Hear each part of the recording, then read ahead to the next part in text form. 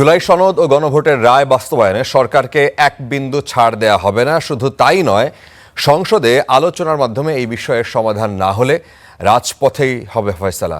সরকারকে উদ্দেশ্য করে এমন হুঁশিয়ারি দিয়েছেন বিরোধী দলীয় নেতা ও জামায়াত আমির শফিকুর রহমান।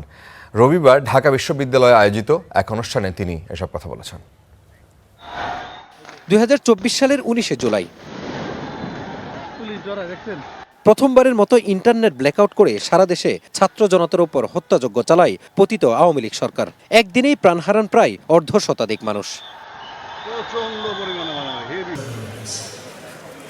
নৃশংস সেই দিনগুলো স্মরণে রক্তাক্ষরে জুলাই নামে 3 দিন ব্যাপী প্রদর্শনীর আয়োজন করে ঢাকা বিশ্ববিদ্যালয়ের ছাত্র শিবির। আর সেই আয়োজন দেখতেই রবিবার বিকেলে প্রদর্শনী স্থলে আসেন বিরোধী দলীয় নেতা শফিকুর রহমান সহ জামাত ও শিবিরের শীর্ষ নেতারা। এ সময় জুলাই সনদ ইস্যুতে সরকার প্রতিশ্রুতি ভঙ্গ করেছে বলে অভিযোগ করেন জামাতের সেক্রেটারি জেনারেল। অত্যন্ত বিস্ময়ের সাথে গণভোটকে অস্বীকার করে, জুলাই জাতীয় সনদ বাস্তবায়ন আদেশকে অস্বীকার করে, সংবিধান সংস্কার পরিষদের সমস্ত রাষ্ট্রপতির আদেশকে অস্বীকার করে বাংলাদেশের মানুষকে ক্ষমতাসীন বিরোধী দল যারা এই জুলাই বিপ্লবের বেনিফিশিয়ারি, তারা দেশবাসীকে বিস্মিত করেছে, হতবাক করেছে। নতুন বাংলাদেশ গড়তে শহীদদের আকাঙ্ক্ষার বাস্তবায়নে সরকারকে কোনো ছাড় দেওয়া হবে না বলে হুঁশিয়ারি দেন জামাতের আমির।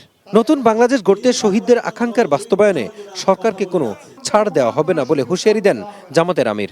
70 ভাগ মানুষ যেখানে রায় দিয়েছে, এই রায় অবশ্যই আল্লাহর মেহেরবানিতে বাস্তবায়ন হবে।